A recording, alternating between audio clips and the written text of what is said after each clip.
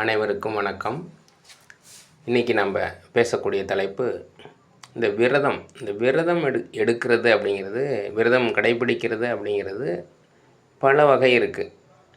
எப்படின்னு பார்த்தீங்கன்னா, இந்த உண்ணா நோன்புன்னு சொல்லக்கூடிய அந்த விரதம், பேசாமல் இருப்பாங்க சில பேர், மௌன விரதம். இப்படி விரதங்கள் அவங்க என்ன மனசில் தோணுதோ, ஒரு கடவுள்கிட்ட ஒரு பிரார்த்தனையை வச்சுட்டு, நான் இந்த மாதிரியான ஒரு விரதம் இருக்கிறேன் அப்படின்னு அவங்க வேண்டிக்கிட்டு ஒரு விரதத்தில் இருப்பாங்க.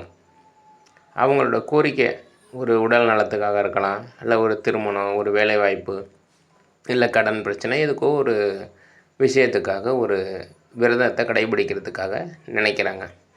அவங்களுக்கு தெரிஞ்ச ஏதோ ஒரு முறையை அவங்க எடுத்துக்குவாங்க.